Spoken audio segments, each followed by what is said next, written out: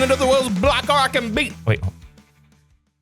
Back with another one of those block. Fuck, I can't do it. No, I think you just... Hold on. No, try it again. No. No, you keep that in. No. Yes. No, yes. I'm getting rid of it. Do it again. I'm getting rid of it. I'm getting rid of it. Back with another one of those block rock and beats.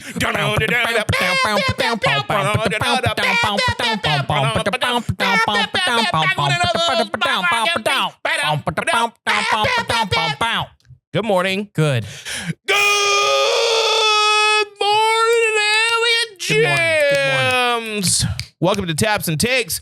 Nerd news and sports news right here, baby. Live at Grogg's traditional Irish pub, the northeast corner, Willow Knees. That's right. Every single Friday morning, we come on out and we're like, boo, boo, boo. We're going to talk all that shit.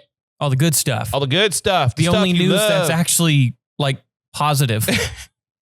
And even then, that's questionable. Well, I'd say most of our stories are always pretty positive. Yeah. Last week's news stories on the Do Over podcast, which you can probably check us out right now at twitch.tv/the Do Over podcast. A little morbid. Little on the sad side. Yeah. Yeah, a little rough. But, this is where you go for the fun stuff. The stuff you enjoy. Yeah. Like debauchery. Mm-hmm. Yeah. Debauchery. We love debauchery. Debauchery.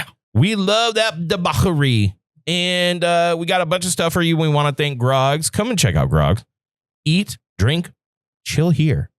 Play darts. Royce will whoop your ass at darts. Yeah. If you think you're a darts aficionado, play Royce. He'll fucking destroy you. You a dart dude? You know what I love about the fact that Royce is into darts? It's very fitting. It's almost like me being into like hacky sack back in the day. It's like not a lot of people not a lot of people are on game. Mm-hmm. But then when you find someone that knows what they're doing, you're like, soul brother. Yeah. But I feel like soul brother. I feel like though, for like an Irish pub and bar, if you're the owner, you got to know darts. You got to play darts. You got to be a dart shark. It does make sense to be good at darts if you are an owner of a pub. It's almost probably like a prerequisite. Mm-hmm. Like if you want to buy a traditional Irish pub, they're like, we'll play you for it. Right. First of 501. Like, you can't open a pool bar, like a billiards bar, and then not be good at billiards. Yeah. No. Otherwise, what are we doing here? It doesn't work. No. You're right, Elliot. That's why Grogg's works, because Royce makes it work. And they have delicious fried foods. They do. And they have delicious beverages. They do. I can't wait until I get a little bit of that Thanksgiving break, and I can actually have a beer. Well, when's your Thanksgiving break happening, Elliot? Because you're not going to be here forever. Drew, I will still be here for the taps and takes on that Thanksgiving week. Oh, you promise? I pinky promise. Because you pinky promise? Pinky promise. You're not going to be at our live broadcast from Horn Photo during their Trade In, Trade Up event. Not going to be there. Well, no. See, what happened is you traded. See, what happened is. No, what happened is you traded me in for Dare Bear that week. So I got traded out to Seattle. That's what happened. No, yeah. This is what happens. It's a play on words, Drew, and you didn't fall for it. I tell Elliot, hey, we're going to do a live broadcast from Horn Photo. And he goes, yeah, man. So I'm going to be kind of like not here. And I'm like, you didn't tell me this. He's like, well, I don't know, man. I'm taking that old PCT up to Seattle. PCT? Pacific Coast Trail. Oh, you're driving? No, I'm flying. That is, if my flights still exist. Yeah, who knows? Can you fly? Yeah. This broken government. I'm just kidding. We're here for a good time. Let's talk some nerd stuff. I'm going to be honest. You might want to drive because there's not a lot of air traffic controllers working right now. And no, we'll be fine. Maybe that's not the safest thing in the world. No, we'll be fine. Okie dokie. You want to get into our Predator Badlands review, Elliot? Yeah, we can go into a little Predator talk because it did make about $80 million in its opening weekend. 40 domestic, 40 worldwide. It is the biggest release for the Predator franchise in franchise history. Yeah. So good for them. And I like what Dan Trachtenberg is doing here, but I got theories, Elliot. Okay. So we're going to do our full spoiler review right off the bat, right off the rip. Okay. I mean, I feel like there's not a lot here even to spoiler because it's just kind of a fun romp. There is and isn't, but I feel like let's let's give our thoughts. And yes, there's spoilers. If you don't want to be spoiled, you know what to do. Just skip through it and then check it out. I don't know. Two things have been on my mind in the last 16 hours. Predator Badlands and the disastrous Monday Night Football game. But we'll get to that second half in about 30 minutes. I've come up with what I think this movie is. Okay. The Mandalorian Predator. I've heard people use that as a comparison. What I'm going to say is this. The more I sit on it, the higher my score gets. And let me tell you why. Because Predator Badlands knows what it is. It is a not that serious, fun, lore dump, risky move. Like, you got to understand, the Predator franchise in general does not have a stellar box office record. No. Okay. But there's been a lot of steam on the Predator name because Dan Trachtenberg slapped his dick on it. Ew. Yeah. He said, I don't know if you want to make that joke with the name of the franchise being Predator, but okay. He went like that. Ew. Okay. And then he walked into the room. Chris Hansen was there. He's like, take a seat. And he's like, I got this. Ruh-roh. You say your name's Yautja? Yautja? Yautja? Yautja? Is that your name, Yautja? Did you know she was 13? Do you know she was a sinful? So he comes in. Prey was excellent. As a matter of fact, Elliot, I went back and watched Prey last night after we watched the movie. Prey is arguably a better movie. I would agree. I'm going to say that. I would say Prey is better. It is written and directed, I think, as far as like the shots, the cinematography, like the way that the movie is shot. Mm-hmm. It's a better film, but the margins are tight because I have always wanted what Badlands is, because what was so cool about Predator and all the Predator movies and AVP and all that was the lore of the Yautja, their culture, why they are who they are. Mm-hmm. And like they would have subtle design differences here and there, but they were relatively all the same in all the movies. Dan Trachtenberg opened up the idea of, okay, well, let's think about this. If it's a culture and a whole fucking planet, then people are going to look different. Mm-hmm. There's going to be different clans. There's going to be different types. And when you have Prey and they open up the idea of like, they call him the wild predator or whatever the fuck, the you know, whatever the word that we're using. But, you know, he comes from a different area of Yautja Prime and has different characteristics. And I was like, that's okay. So now we're subtly every movie, we're widening the scope of the lore of the Yautja. Then with Killer of Killers, you had 3 different types of predators and 3 different types of things doing, you know, specializing in different shit. Yeah. And it's like, he's been building the Yautja into characters. And the idea that Deck, and this is going to be a little spoilery, has sympathy, right? Mm-hmm. Which is counter to the Yautja way. Right. Okay. And that he's the runt. He was to be culled. He was to be killed. You know what I mean? Yeah. He finds his own way and chooses his own family and has honor more in line with empathy. Yeah. More human style of honor. Right. And learns that. I thought that was fucking awesome. That like, and the crescendo of the movie, because in my head, like I said, spoilers. So in the beginning of the film, and you could kind of tell this if you have a brain, this was going to happen because they released a clip of it. Kui, Deck's brother, dies saving Deck. Yeah. So he could have his hunt to earn his cloak. Right. This is like him becoming part of the clan. Right. And Deck's pissed because he loves his brother. Yeah. And he had saved his brother's life when they were kids. Mm-hmm. Okay. So now he's like fucking revenge. And the whole time I'm thinking, oh man, I really want him to go fuck up his dad because his dad's the one that killed him. Right. And I was like, I don't think we're going to see it. I don't think we're going to see it. The last 5 minutes, motherfucker rolls the fuck up.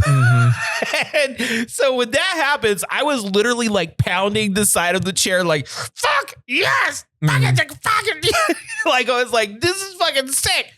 And it is cool shit, the movie. It is the rule of cool. Like, and you know what? Trachtenberg gets it. He's a hunter, okay? He needs to adapt. Hunters need to adapt. Right. So he adapts to his circumstances to get what the fuck he's looking for. Well, and I mean, I did like that he learned how to live off the land, so to speak. That's what a great hunter would do. That's what the Predators are all about, being great hunters. I did kind of miss some of the Predator stuff, though. You can't show off a laser bow and then get one shot off it. I mean, that was kind of a bit of a letdown. You can't introduce me to new Predator weapons and be like, one time. But I understand what they did. They gave him those weapons. And okay, so the bow was used a single time. But like the bombs and like it was Quee's ship. It wasn't his. No, I so get all that. He didn't know like the shoulder cannon and all that other shit was there. He didn't even know. Yeah, but I mean, well, he didn't get to use it because, and again, spoilers, the plane or his ship crashed. Yeah, so he has to abandon it. Right. But I mean, like, spear uses it once, you know? Yeah. Like, that stinks. You know, you get a shield. Okay. Plasma sword and shield sounds cool. You don't get that shield. It's like, okay. I enjoyed the film. I thought it kind of had some of the campiness that the 80s movies had, which I think is good for the Predator. My issue, and I had a feeling this would be and it's a small gripe. I hated that it was PG-13, and I hated that they made everybody a synth. I think that is such a disservice to what we could have gotten. I disagree. Here's the reason why. We've seen the Predators hunt humans like 80 times. No, I get that. You know? But when you're fighting, like, it just felt to me, it just felt like, okay, he's fighting robots. He's just fighting drones, you know? And to me, when you have some of these cool, like, tearing up people, like, think of it. Think of that final little, like, action sequence at the end of the movie, about 20, 30 minutes, right? He's murking all these things, as a Predator should. You're telling me some of those kills wouldn't have been cool to see with human practical effects? Yes, but... That's all I'm saying. Yeah, and I agree to an extent. We've seen it. It was still gory. It's still gory in nature.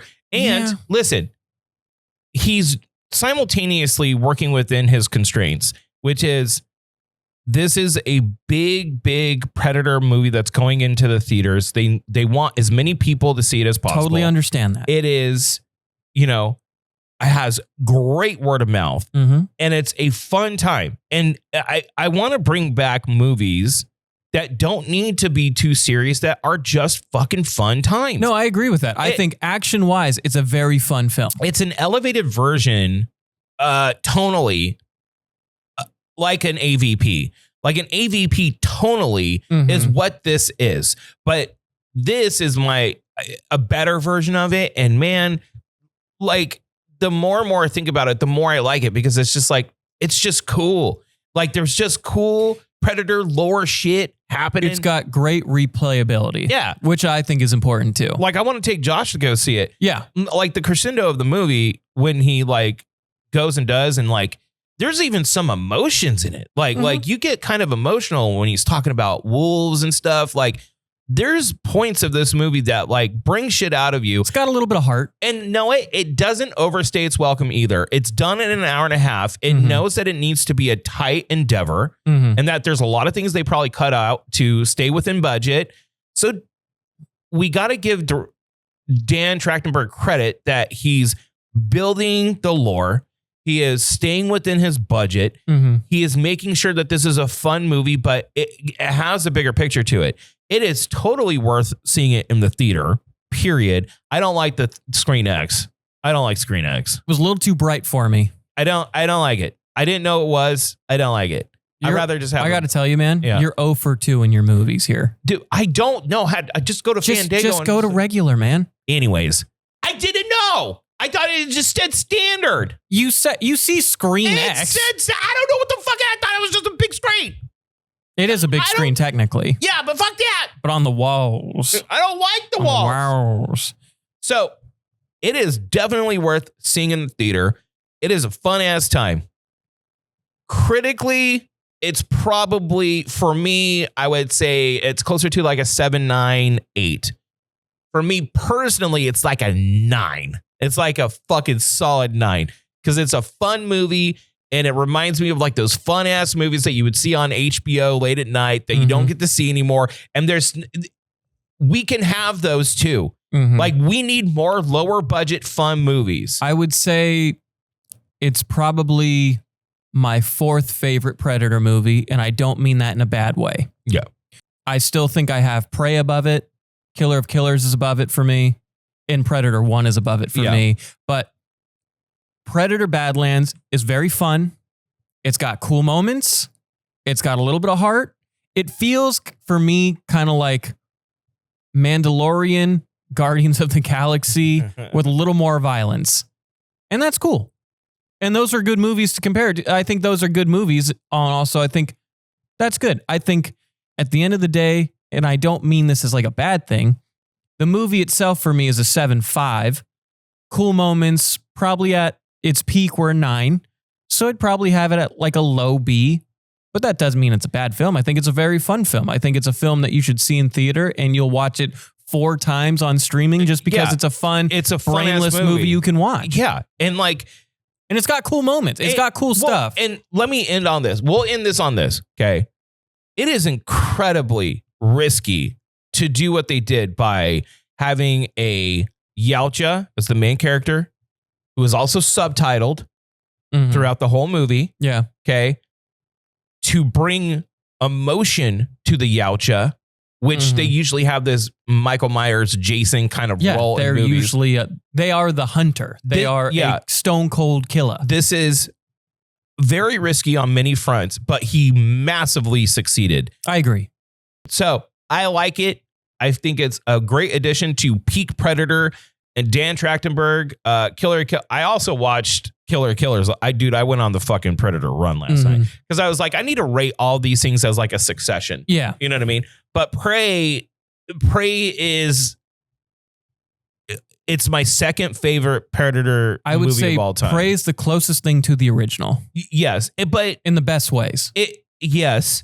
And it is Predator 1-esque, right? It's the same kind of beats, but reimagined. But this is something unique unto itself. And I applaud Disney putting the fucking money behind it. I applaud Dan Trachtenberg taking care because he fucking gets it. He gets it, which brings me to my next point. Several interviews when talking about this, he says, because Dan Trachtenberg is a big gamer, part of his inspiration was Shadow of the Colossus. Okay, I see that. I think, but see, here's the thing, Elliot. I'm reading in between the lines, bruh. He brought that up in several interviews. I think he's throwing it out there because he's going to get commissioned to make one. That'd be cool. There is a problem making a Shadow of the Colossus movie. There is a story there to be told, but it's very kind of fill in the gaps storytelling. Sure. The beauty, you've never played it. I wasn't a PlayStation 2 kid growing up. I didn't have one. So I bought you PlayStation. Fucking play it. You can get it dirt cheap. It's $10. The remaster version is $10. It is the most beautiful gaming experience I've ever had my whole life. And I'm not saying that because everyone jocks this game. It is something that is like inspired. If you talk art in video games, this is art in video games. Right. Okay. The problem is that there's small buildup to the main conflict, and then you have to go hunt down 16 colossi, right, and kill them, and then the ending is like tragic, right? Sure. And there's a sense of seclusion and loneliness that you have to overcome because you're trying to save this woman. If done right, this would be fucking incredible. incredible. I have always said, if someone can somehow crack the code on how to do a Shadow of the Colossus movie, meaning work with the original developers that have the story in their head, okay, flesh out some of this, but that sense of loneliness and seclusion has to be in the main action. So you would have to basically do it through flashbacks, right? Building out a story in between the shit. But dude, if they pull it off. See, I read that a different way. I read that we're going to get a Predator styled Shadow of the Colossus game. And I think in my brain, that would be awesome. Being the Predator on that planet and hunting the big game. That would be a cool game. That's where I thought your brain was going. That would be sick. Because that would bring back the Predator in video game, because their games have been kind of stinkers. There was an article that came out years ago that Sony was really trying to make a Shadow of the Colossus movie, but they don't. It's a hard concept to crack, because as we know about the video game movie problem is that you have a personal connection to the main character of a video game because you're playing it. Right. And it takes hours. Well, everybody plays differently too. And you have 2 hours to basically tell this whole story. Like, how do you do it? I think Dan Trachtenberg, I'm calling it now. Elliot. What's today's date? Tuesday, November 11th. Is Veterans Day 2025. I'm saying right now, they will announce within 6 months, Dan Trachtenberg is doing a Shadow of the Colossus film. Well, if you want to stick on video game movie news, we can just hop right over to it, because we won't get to talk about it live.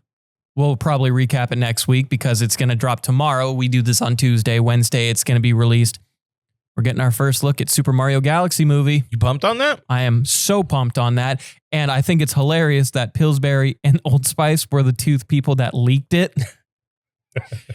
Because there's leaks on the internet because of the packaging that's going to be with Pillsbury products and Old Spice. And it is characters that are going to be in Super Mario Galaxy. Is Rosalina in it? They haven't shown her yet. I imagine she is. You can't do Galaxy without her.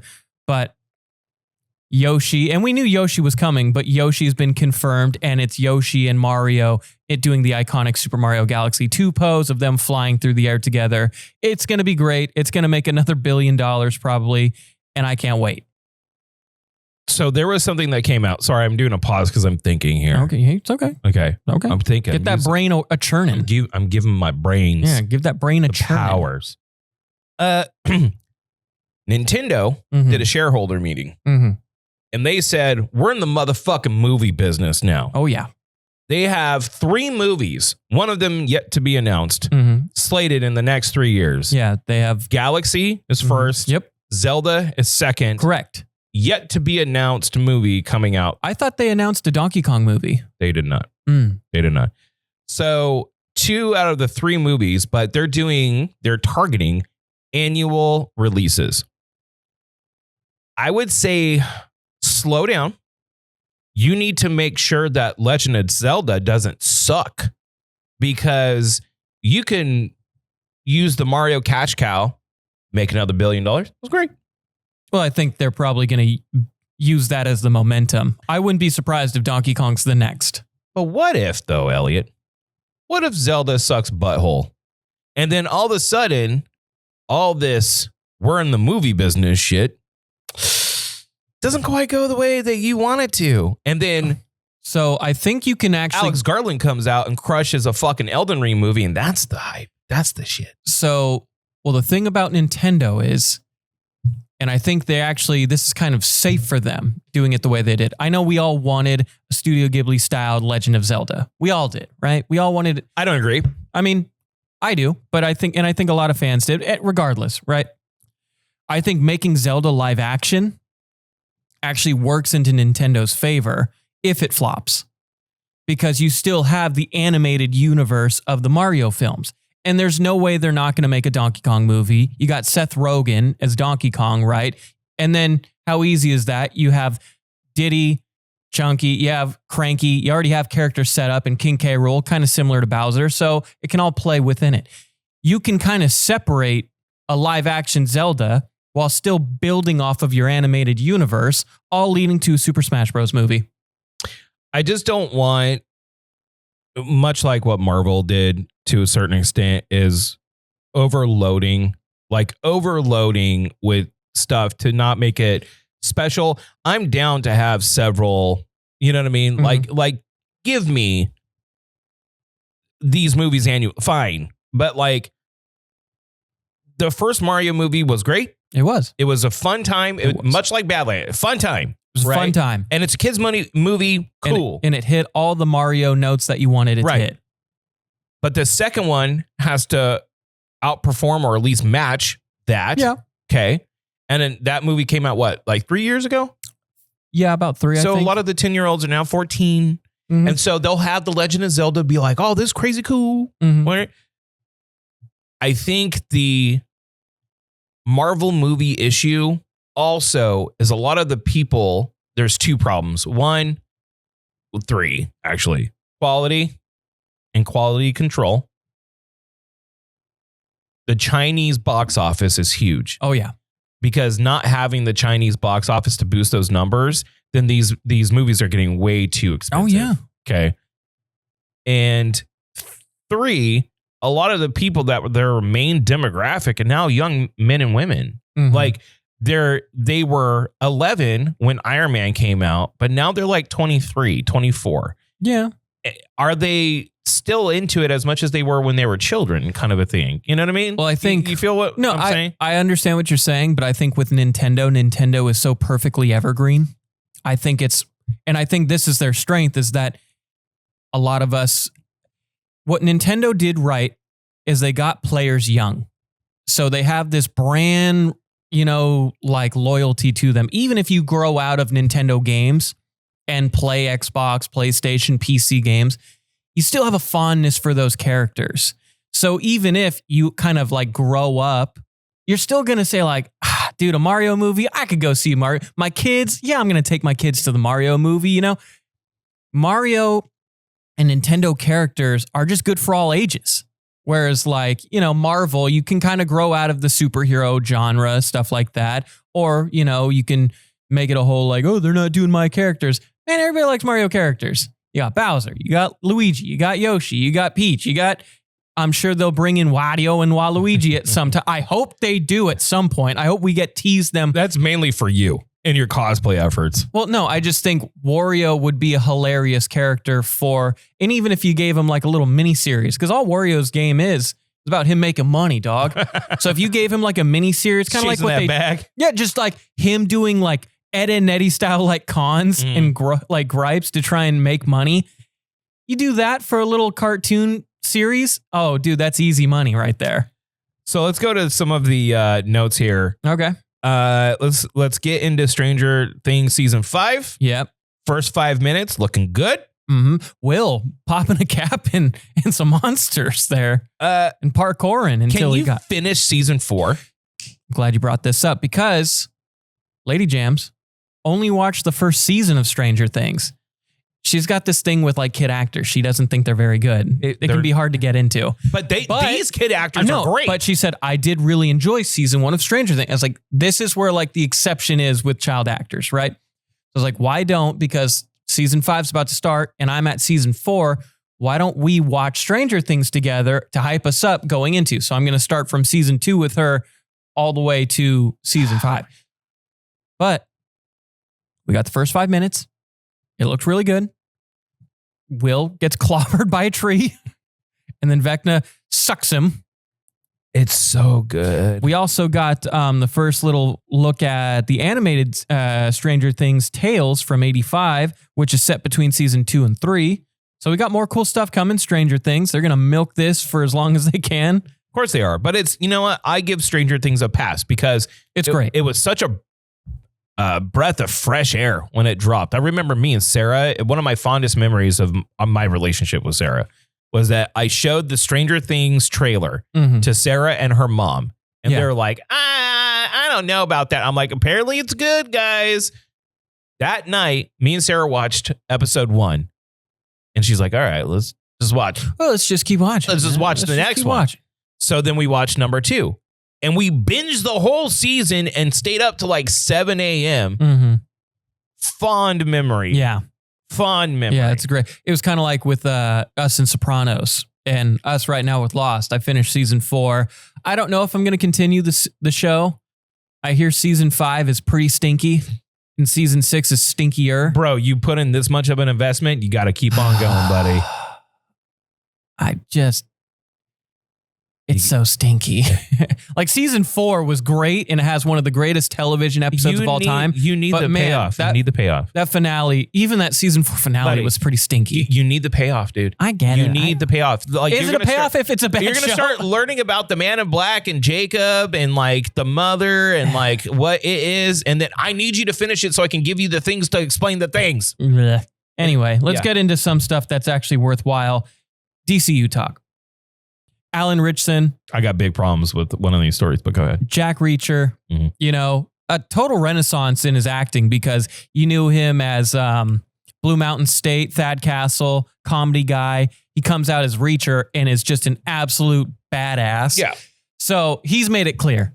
Not only do I want to be in the DCU, I want to be Batman, dog. Mm-hmm. And a lot of us were like, you know, he'd be pretty sick Batman. Bruce Wayne, I'm not sure, but he'd be a sick Batman. I actually think he would kind of work with Brave and Bold because he kind of fits, I think, James Gunn's style of movie. However, he has said, I'm in talks with DCU, but for a messier character. And so I started to thinking, can't be Bane. Bane's Southern American. Can't do that. Mongol, maybe, because they did tease that Mongol or Brainiac is going to be the villain for Man of Tomorrow, but I don't want him CGI. I think they're going to make him like a street-level hero. I think he's going to be Black Cat, and I think Black Cat, Canary, and Green Arrow are going to get introduced together. It's kind of a waste of Alan Richardson. Can I say something? Hang on, though. Hang on. Wait. Just hang on. Wait. Really quickly. Really quickly. He kind of fits that build. Street fighter, brawler. Okay. Just kind of dirty dog kind of guy. Go to the next story, and then I'm going to go back to this because it's a bigger conversation. Give me the next story. Sure. So the next story, and this story's been out. Like, we knew about this, and they're just kind of like finalizing it. But the Jimmy Olsen series is going to be happening with HBO. The show is going to cover reporters tackling superpowered villains. Gorilla Grodd will be involved. So this will be all in leading up to Man of Tomorrow or Supergirl. I am not going to like judge it before it comes out. Sounds like you're judging it before it comes out. What I'm saying is that I'm completely uninterested in this, but it could be a great show. There's been plenty of things that I'm like, why? I even thought like House of the Dragon. I was like, why? And then it comes out and I'm like, this is one of the best shits ever shitted. Okay. Sure. So, okay. Yeah. Granted, this is the problem with James Gunn. I love him. He managed to make the Guardians of the Galaxy pop culture icons. Yeah, conceptually cool. Which is a hard feat. It's a hard feat to do something like that. The Sergeant Rock movie that they announced, now a Jimmy Olsen show. Creature Commandos was the first thing out the port, and I'm sure it's great. It was fun. But listen, it's a fun romp. No one give a fuck.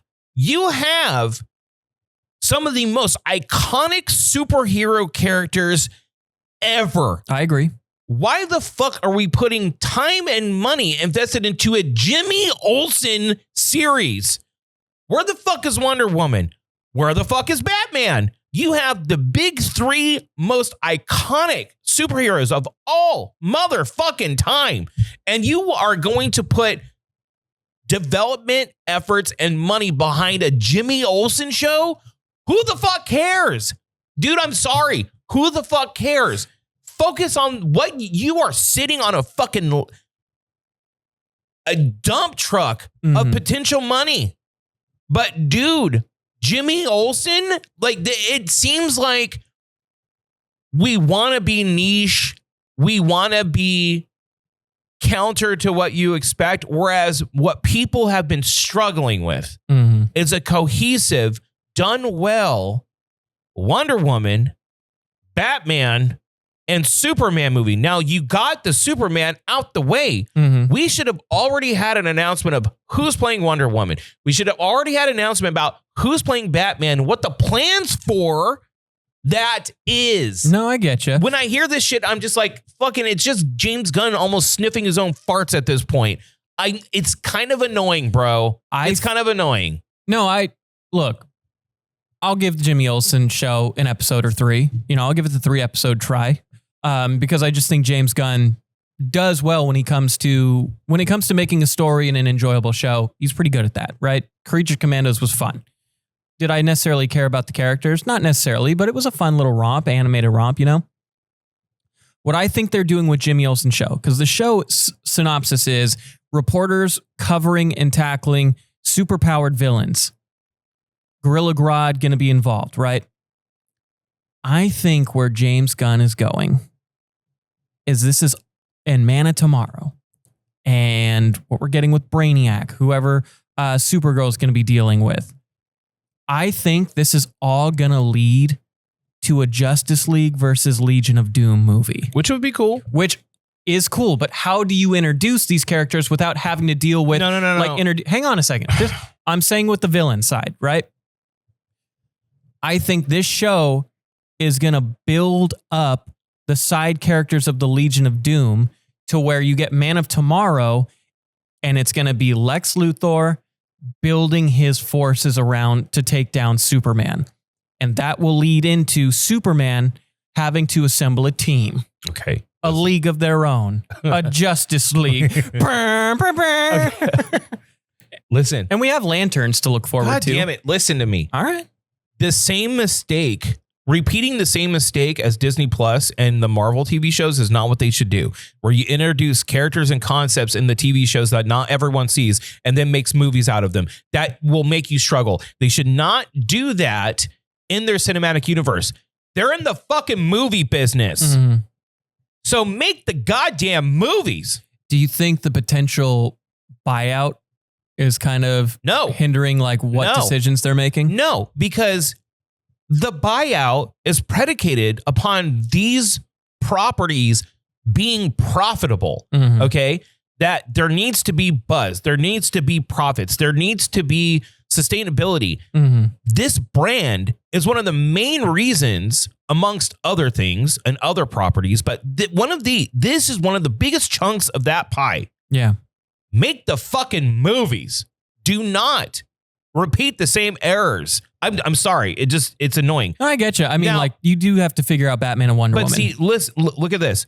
James Gunn making a live action V for Vendetta. That's a perfect series. Yeah, that's sick. That's sick. You don't need, we already had a movie. Mm-hmm. You don't need another movie. What you need is to flesh that out in series. Perfect. Yeah. That's cool. Very. A Jimmy Olsen series? Okay, anyways, moving on. Dispatch has taken over the streaming side of things by storm. Oh, yeah. Okay, much like in the same vein of the Telltale games. Yeah, a lot of the creators are from Telltale. Yeah. It's such a bummer what happened at Telltale. The Telltale game sold 1 million copies in just 10 days, hit over 130K concurrent players. It was one of the highest rated games on the PlayStation Network store, which is cool that those kind of experiences, because there is a gameplay element to it, but those kinds of experiences I think are cool, and Telltale has the fucking mark on that. Well, and I think they have one of the best catalogs of games. Yeah. Like The Wolf Among Us. And I will never forgive them for not letting us get season 2. I've been itching for that game. They showed trailers that was coming. It's never going to come. A Wolf Among Us was the reason why I went back and read Fables. Mm-hmm. And Fables is fucking awesome. Talk about a show that would be awesome to get now. It's a Fable show. Oh, yeah. And then you have the Walking Dead series, which is one of the best Telltale games ever. Even the Batman Telltale game was kind of sick. Yeah. And then I'm sure I'm missing a few, but you get Dispatch, Aaron Paul, great. Yeah. Shout out Moist Critical for being a Sonar. Yeah. Awesome. Yeah. You already got Gooners debating between Best Girl. Yeah. And then a new Best Girl that you don't even get to romance. Yeah. So, I mean, there's a lot of great buzz. It's cheap. Yeah. And they're talking about a season 2 already coming out. Yeah. Because they did not realize the success they were going to get with this. And it's episodic. They're releasing it in episodes. Yeah, so the last episodes are released this week. Right. Yeah. Which is cool. Mm-hmm. Now, we already talked Super Mario Galaxy. Let's talk about this real quick. I don't want to, go too long on this, but sure. The Michael Jackson biopic, Mm-hmm. Thriller Night. So his nephew's playing him, Very cool. which is cool. Nails the voice, Oh, yeah. which I thought was AI at first. I was like, oh shit, that's AI. But then, no, it's him. Mm-hmm. Nails the voice. Oh, yeah. Is there like kind of a funkiness with like a Michael Jackson biopic? You know? I'm glad you didn't read the joke that I wrote in the notes. Read it. Probably not a kid's movie. That was kind of my question, because there is no denying that Michael Jackson is the biggest pop star in the history of music. There's no Without a doubt. There's no denying that. There's no he denying makes that. his family makes millions and millions of dollars years after he's passed, right? Michael Jackson is one of the biggest stars in human history. You just can't deny that. No. How do you I don't think they even get to that point. do you just do like his rise, his childhood and his rise? I think it's his peak of his, and they cut it off. I think because you would have to, right? Yeah, because Michael Jackson, I was explaining this to my daughters about kind of who Michael Jackson was, and I went back and played some Jackson 5.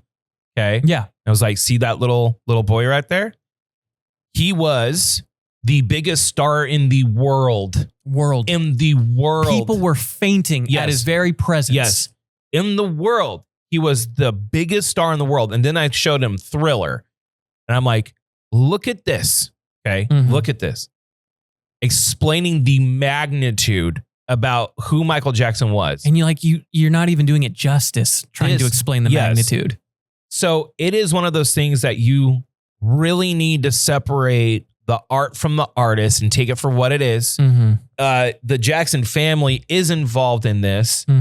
So it is one of those things that like you have to, how do I put this? It would be interesting to see that side of making Thriller and how crazy it was. Oh, yeah. That would be an interesting thing to see. But there is a lot of funkiness wrapped around Michael Jackson in general. So what I'll say is this. We're not debating whether or not he with the kids or not. That's not what I'm saying. What I'm saying is that I will still watch this movie. Oh, this feels like the Queen, movie. Yeah. Freddie Mercury movie. You kind of just see what that experience was. And I wonder if they address it. Like, I wonder. I can't imagine. Yeah. I think this is more a celebration of the music. Yeah, and I think they'll probably end it with like him at that Super Bowl halftime just standing, and then before he starts, there goes the credits. Last little story for me, and it's a Shawn Levy. Shawn Levy, Star Wars starfighter, and I actually really like what he said here.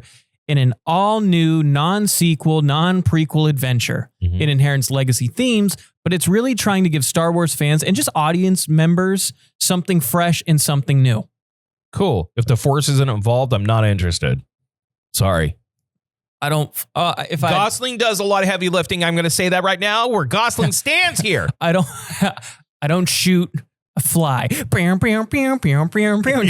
that. Give us all night slow-mo, call. just all fucking... Yeah. Give us Kavinsky's night call again, him flying through space. I still want to see my like wet working Jedi assassin movie. I think that would be so sick. But okay. If the Force isn't involved, I'm not fucking interested. If I had to guess, the kid's a Jedi. Hopefully one of them is. Or not even just a Jedi. Just... give me Force sensitivity. Me and Fail Gamer Bob were having this debate the other day. And I'm like, look, they already have the fucking blueprint about how, like, in the Knights of the Old Republic era, there was like a third faction that uses the Force that would hunt like Jedi and Sith. That's something. Give me something else. Give me another fact. It's something. Give me some people using the Force, and I don't give a fuck. Just give me something else. But like, yes, I am with you. Cool. It's not connected to the, a lot of people think Fail Gamer Bob swears Skywalker or bust. This is a Skywalker movie This is Skywalker. And I'm like, you're talking about a whole fucking galaxy, bro. Shut the fuck up. I love you, dog. Shut the fuck up. But give us something that's outside of that span of time. Unless it's that Adam Driver movie. The Search for Ben Solo. That movie would have been sick. I would have been in like that would have Flynn been cool. on that shit. Oh, yeah, for sure. Out of all that shit, I actually like Rey as a character. Some people hate I didn't Rey. hate the characters. I just hated how they were handled. Yes, me too. But I liked Kylo Ren. I thought he was a good fucking character. And then just really quick, Arc Raiders. So interesting social experiment going on right now, but we'll talk about that in further detail next week because we're kind of going in a little bit late on that. That's fine. Okay. So with that, there's our nerd news section done. Covered. Gross. Coming up next, we got sports. Hi, it's Elliot Cams here. You might know me as Elliot Jams. You might also know me as the coziest boy in Fresno. So cozy. You know why? Because I'm inside Grogg's, traditional Irish pub. We had to take off our jackets because it's so cozy. It's warm. I feel like I'm in a bosom. Your bosom. Grogg's bosom. Gentle bosom. The bosoming is happening here at Grogg's, traditional Irish pub. So come eat and drink. Out of the bosom of Grogg's, traditional Irish pub. And we're back. Feel like I've been waiting an eternity for this point. Buddy, I have to make money. I get that. But you take a cigarette break. When I'm talking. And then you go to the bathroom. And then you go back outside for a cigarette break. Because I had to make another call. Mm-hmm. Elliot, listen to me. Mm-hmm. Elliot, listen to me. Just because you don't understand the greatness of my independently... Are you anti-small business? Because apparently you are. Really? It seems like you're anti-small business. Where'd you get that coffee from? Small business. Uh-huh. A little small business A known little as... small shop? Starbucks. Okay. Small itty-bitty business. Okay. Now listen to me. Make your money, honey. Listen to me, Elliot. No, it's about you making money with those awesome bets that you didn't drop. So here's the thing. I can and can't take credit for blind bets last week because even though I did fill them out, we didn't talk blind bets because we spent an hour talking about Chainsaw Man alone. Wait, come on. So I mean, we rushed sports. We had a guest. We rushed sports because we were talking Chainsaw Man for an hour. Which shout out Tosh, but I mean, we couldn't cover blind bets. But I technically did go 3-0 in those, even though somebody hypothetically forgot this because we didn't cover blind bets, so we end up not using them. So I end up hypothetically losing. Good. Don't worry about it. Hypothetically lose money. Anyway, but I did go 3-0. But this is why we're going to go 4-0 this week. Oh, is that the case, Elliot? And you know what? This is Don't tell me it's hockey. No. But there's good hockey news. Yes. Great hockey news. California hockey, so back. But we'll get to that in a second. NFL, still. This one hurts, though. Because, and we're going to go into this team probably at nauseum to start NFL recaps, but Green Bay Packers taking on the New York Giants. I'm taking the Giants plus 7.5. Do I think the Giants will win? No. But I want to tell you something. What? The Packers haven't scored a first half touchdown in 4 games. What the fuck is going on with them? I got another stat for you here, bud. Okay. This is from Op Stats. The Packers have allowed just 39 points and 780 total yards in their 3 losses this season. They're the first team in the NFL to allow fewer than 40 points and fewer than 800 yards over their 3 losses since the Lions in 1940. This is telling you, while the defense might be great, the offense is clearly broken. Which you think is a coaching issue. I 100% think not it's a Jordan Love issue. I think he's got his part to play in the blame game, but I don't think his slice of the pie is nearly as big as the coaching. We'll get to that in a second. The Giants, whether it's with Jackson Dart or not, are a tough team to play. But they squander leads. They do. They squander leads. But dude. you know what that tells me? They're within a touchdown. The spread is over a touchdown. The Packers can't blow anybody out right now. The Giants at home, after firing Coach Brian Daboll, They're going to get that buzz because whenever you get rid of a coach, there's that little buzz the next week. That was mid-season. Like that was. Yeah. And I mean, Brian Dable's record said it all. You can't be 20-44, and expect to keep your job. So I think the Giants will have a little more energy. I think the Packers don't know how to run an offense right now. I think they're too predictable. Give me the Giants plus 7.5 at home. I hate it. Elliot, and I'm hoping your soul. I'm hoping I'm wrong. Packers, prove me wrong. You would be happy to lose your $2 bet. I would be happy. I'd be more than happy to. I've said this a bajillion times. I would give up losing every bet ever, every fantasy football game ever, if it meant I got to watch the Packers win another Super Bowl. I'd give all that up. That's fandom. That is fandom. That's fandom. I'd give all that up. That's I would give up being the worst fantasy football player of all time. I would give up winning any bet ever if it meant I got to watch the Packers win another Lombardi. You think you're going to see it in your lifetime? I think so. Yeah. I mean, I got at least another 30. Do they need to fire the head coach? We'll get to that. Next bet, Cincinnati taking on the Pittsburgh Steelers. Now, it's in Pittsburgh, but what have you seen from the Steelers to give you any hope that... They've had some good games. They have. Wasn't their good game? What? Cincinnati. When Cincinnati in the Unk Bowl won in Cincinnati. Now, look, I know playing in Pittsburgh is tougher. I know it's going to be colder, but I'm getting Cincinnati at plus 5.5. They know how to put points on the board. I don't know if the Steelers know how to do that. And I don't know if their defense knows how to stop anybody. So give me Cincinnati plus 5.5. Next, I don't know. You don't watch a lot of football.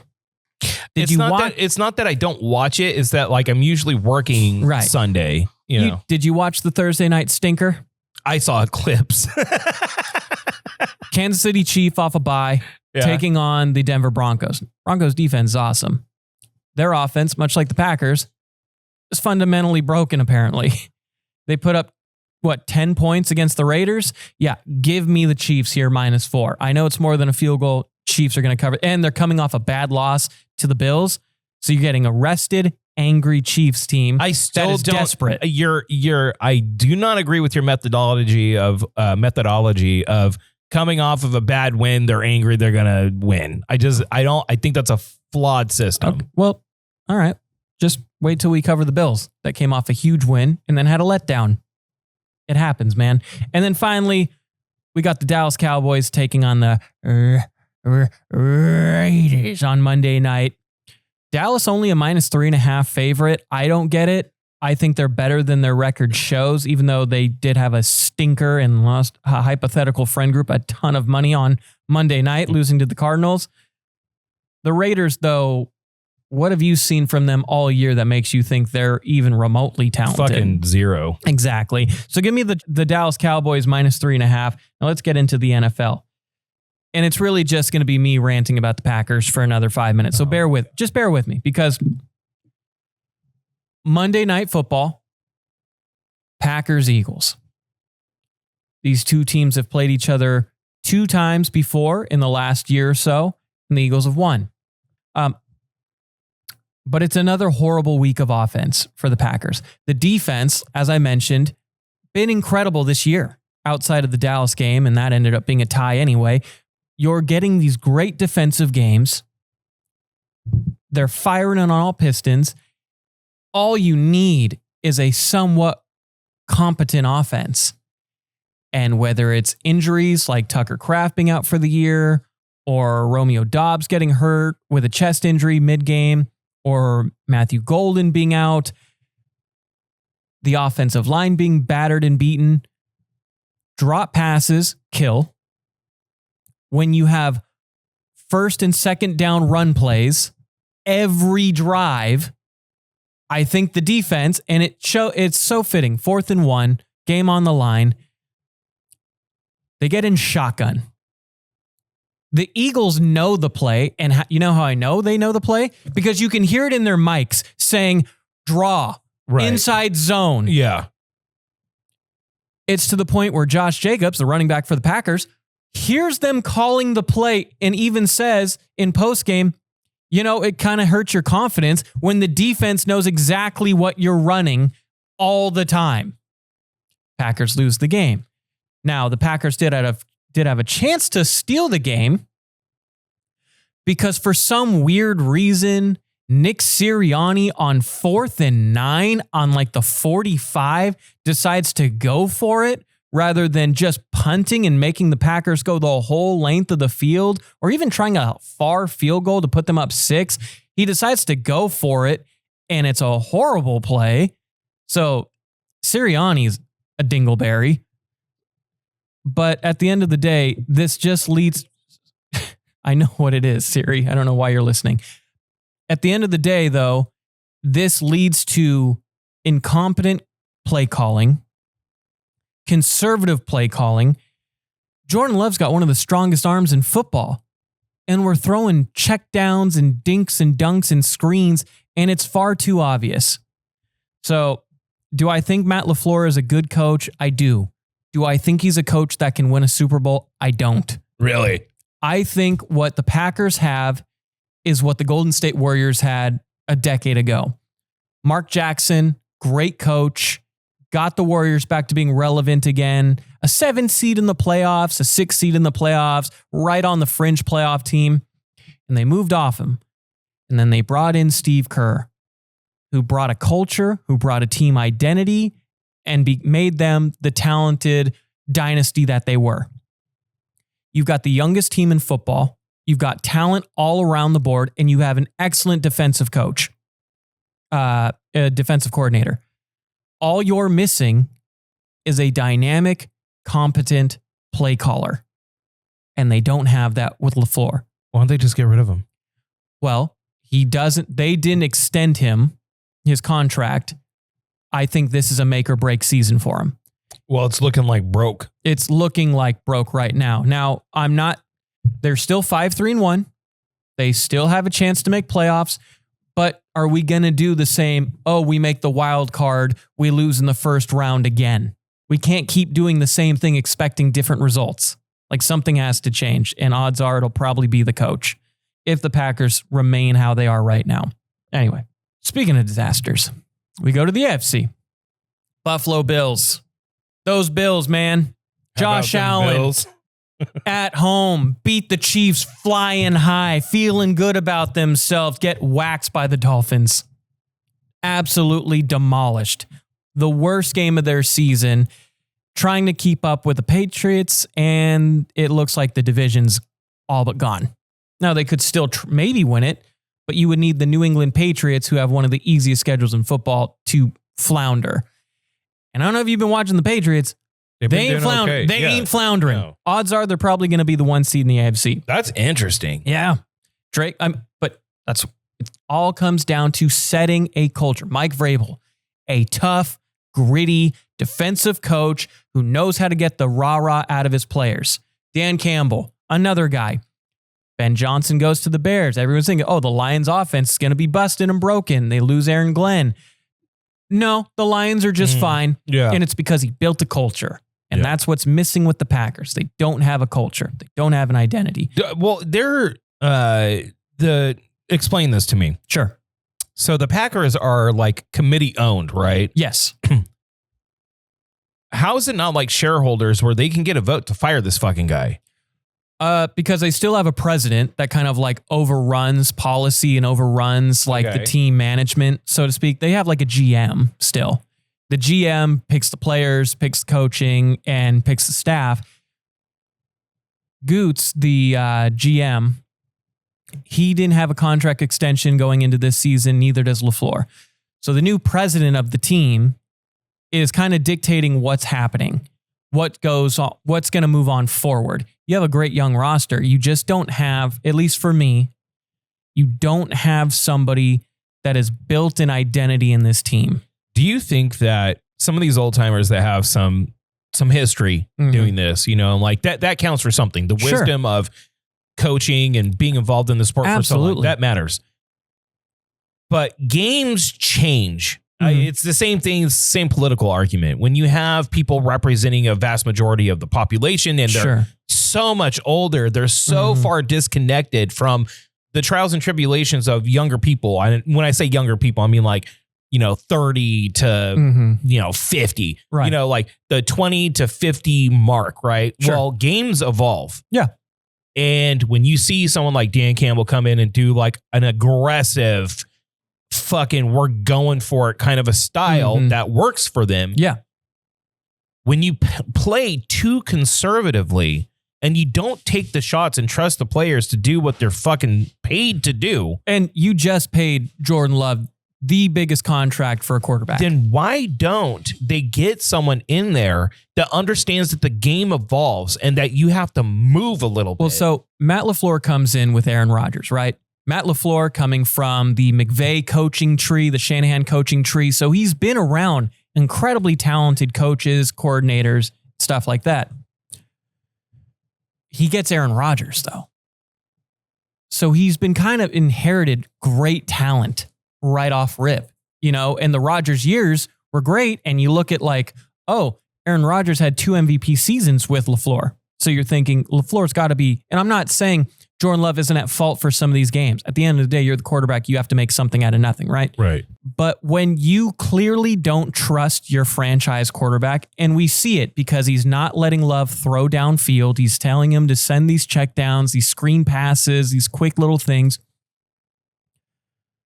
It just goes to show, and you run it first down, second down. It feels like you're playing for 3rd and 5, and the whole plan is to not have to deal with third downs. Yeah. Or make third down, 3rd and 3, 3rd and 2. Third, yeah, right. 3rd and 2. So, but you look at the Niners. They're the most injured team in football history right now. I mean, the amount of injuries they have, but they have an identity. It's a dynamic run game and a way to get their stars the ball. You look at the Rams, young team, but you know what? McVay knows how to get the best out of young players and knows how to build something from the roots up with a fast-paced offense. Andy Reid, tried and tested offensive guru. Dan Campbell, as we mentioned, knows how to just bring an intensity unlike anybody else. Ben Johnson, look at the Bears right now, 2nd in the division, because he's found a way to unlock Caleb Williams. Kevin O'Connell got Darnold 14-3, an offensive guru. You have to find a way to bring the most out of your quarterback, and LaFleur isn't doing that right now. And that's my issue. And I think that's a coaching issue. Okay, I'll believe you this time. Before I'm like, oh, you're just giving excuses. But no, you give a compelling argument here. I just think that I don't think anyone should just be fired. No. But if you have he's got a good win rate. He's got a good resume. But it's not winning championships. And that's really the ultimate goal of all of these people. Yes. Your franchise putting billions of dollars behind a franchise and these hundreds of $1 million against players. Mm-hmm. You're paying into the idea that you're going to be a real competitor for a championship run. And you make this move to get Micah Parsons, and the defense is playing lights out. And I understand there could be strategy like, okay, we're going younger. We got to bring him up. So this is going to be like a 2-3 year effort. I understand that strategy. Sure. But the idea is that even that, you're going to get dividends on your investment. And if you have someone literally dropping the ball, no pun intended, when it comes to utilizing the investment into those players, and you do it consistently mid, because they've been mid. I mean, they did make playoffs. They've made the playoffs every year. LaFleur's been there. But I mean, outside of the Rodgers years, have you had a team, have you had a Packers team that felt like this is a Super Bowl contender until this year? And I watched them play it, and I don't want to be a shithead, but they didn't look like a Super Bowl team. They haven't for the last 2-3 weeks. Yeah. They even survived Arizona, the Cardinals. What are we doing here? Yeah. And then my last thing, you have a kicker who's clearly hurt in Brandon McManus. And when he's healthy, he's a good kicker. He's clearly hurt, though. And you're going to trot him out there for a 64-yard field goal to tie the game in a cold game when your backup kicker has set the franchise record in distance with 61. Why is Wasn't that broken? That was broken recently. No. Franchise, meaning Packers. Sorry. Yeah, Cam Little with the Jaguars has the NFL record now. But the special teams has been a disaster.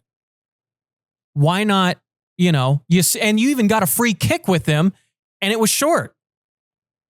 Trot Love out there for a Hail Mary.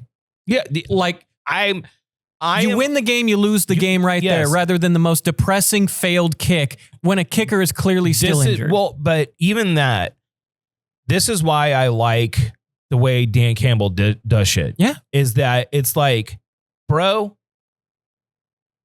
I can't stand, this is why I fucking hated Jimmy G. And yes, I understand Jimmy G made it to a Super Bowl, but it wasn't on his efforts. It was his defense mainly, and then some of the runners on the offense. No, the running backs were incredible that year. I hate when fucking quarterbacks that are making huge money don't throw the fucking football. That is your job. I mean, yes, it's like me saying that my only job as a real estate agent is to sell houses. There's many other factors to that. No. I get that. But if you boil it down, you're being paid to do this. And if you're not letting him do that, what the fuck are you paying him for? Well, and the way the game had been, you got a free kick out of it. You got to see him kick it and miss it short. So why don't you just say, Love, you can throw an 80-yard ball, loft one high. Go for it. And let's see if we can get a Hail Mary and steal the game at home rather than kick to tie the game maybe. Right. Yeah. Anyway. I'll rapid fire these. Lines are back at the one spot after they went belt to ass on the Commanders. Seattle looks like they could be in the running for the 1 seed. They play the Rams in a huge collision course for the NFC West coming up this week. New England, they're the 1 seed right now. Or no, they're the 2 seed right now. But the Colts have started to waver. They did win in Berlin, but they don't look as convincing as the Patriots. Right. And then, as we mentioned, the Broncos, they're 8-2. But man, did their offense not look good either? Bo Nix has looked like he's regressed.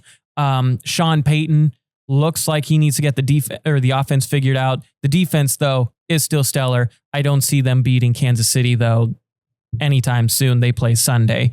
So those are like the main things. It's more, sorry, guys. And the Ravens are back, essentially. They beat the Vikings. They're 1 game away from taking back the AFC North because the Steelers looked hopeless on Sunday night.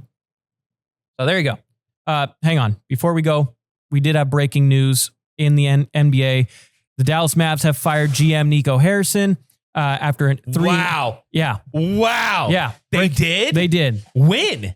Today. Like, this is breaking news. Is it because fucking homeboys putting up like fucking 50 points a game with the Lakers? The Lakers look dangerous right now. No, they look really good. And this is with LeBron not playing. Nico Harris, after a brutal 3-8 start to the season for the Mavs and the infamous backlash for the Luka trade, it doesn't look like the future they were trying to shape with the Mavs is coming into fruition. So he gets released as of this morning. Wow. As of this morning. Yeah. Wow. Too much bad PR with the Dallas Mavs. And then lastly, hockey really quick. I know they play tonight, so I won't know if it'll be an 8-game win streak, or the 7-game win streak will end. But the Ducks, not only on top of their division, hottest team in hockey. I don't know if you've been watching. You need to start. The Ducks are the hottest team, and they are fun. Very fun. And the Sharks, for the first time since 2022, have made it over 500. Shout out San Jose. Shout out those Sharks. California hockey back, baby. I love that motherfucker traded Luka basically because he was a little overweight. And then Luka comes back and he's trim and he's fucking putting up buckets, bro. Well, he's averaging 44 points a game right now. He traded them after he took them to the finals. To the NBA finals. Not in shape. Not in shape. Not in shape. There you go. So, yeah, there you go. Are you ready, Elliot? I am ready. I got my rant out. I got my venom out. Well, this is a heavy Green Bay, but this is what I like. I like having more perspective on your weird takes, because I always feel like you're making excuses for Green Bay. There's no excuses. No. You will be a little fan blind. Oh, I'm fan blind now, but I'm angry. But you're giving me a cohesive reason as to why it's a coaching issue, not a Jordan Love issue, because I have not been sold on Love. I think I've seen enough to know Love's got it. What I haven't seen is enough of Matt LaFleur. Like, I was thinking about this. Can you identify what he does well? There you go. That's an issue. From an offensive coach, that's an issue. What? Huh?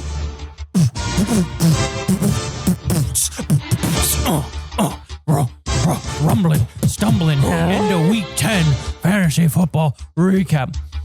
Oh yeah, we start in Berlin as the Druppies and Colleen get rowdy. Frederick Drake London sculpted a masterpiece out of Colleen's defense, but Colleen had a trick up her sleeve as Jonathan Blitzkriegen Taylor panzered his way through the weak defensive forces. Colleen's offense fizzled out as the Druppies and their allied Texans saddled up, saddled, and made DeAndre Swift work of them. The Druppies score more than 9, winning. Boo. Sorry, it's boo. Okay, there you go. No, that was a fucking winning 126 to 96. Oh, yeah. Yeah, the Druppies back to 500. Yeah. Back stateside as the two hottest teams take on one another as it's a battle of kinks, asses versus grippers, as Darren had the dogs barking in the dog pound. Justin Empty Fields was getting through Steve's team like an easy breeze thanks to the hall monitor cleaning up Steve's ass-hatting the bed. Bo Burnham Nix had this hilarious idea of sucking on Thursday night, thus tanking Steve's chances as Juwanna Mann Jennings was dominating like he was in a league of his own. Darren wins again, and Darren back to 500, winning 101 to 78. What? And the frozen tundra, where Jalen hurts to watch as he left a clunker on Monday night. Drew tried to bring back his Regiga Chad White Bam Night, but sadly for him, it wasn't enough because Cody had the Lord in his favor as he came in with some Saints. Halloween may have been weeks ago, but it was Bates versus Myers to see who could get the last slash, and it was the Swingers who got the Kenneth Gainwell in the record as Cody upsets the Baby Butch, winning 120 to 95. In LA, thanks to all the Sparkles and clowns in Hollywood, Orc got the week off as Sparkles tried to win, not fixing his record or roster. Funny thing about Orc, though, is that they love to play with fire and almost had a pie in their face as it was Devontae Adam West managed to pow his way through the end zone with score. The Orcs survive a scare 83 to 73. In the Capitol, where April said, "Hey, Tim, come here and give me your lunch money," as she absolutely bullied Tim. Tim tried to work back a little maction, but April didn't think that was very young-hey cool of him. She suddenly got Chris Rock Olave to slap some sense back into Tim and told him not to worry about all roads leading to Rome Adunze scoring on you. April secures an easy win and dog walks Tim 156 to 108.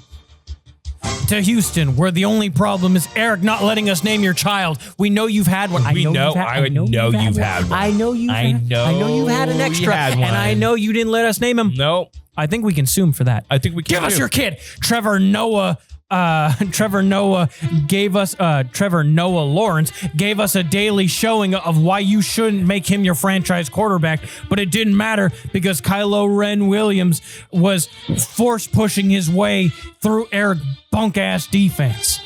Eric tried to dig his way out of this and has plenty of time, but suddenly, for him, he needed more. Eddie continues to win 101 to 84. Damn, Eddie's on a tear. He's on a tear. We head to Chicago as Caleb Johnson Williams let out a grizzly to start the match.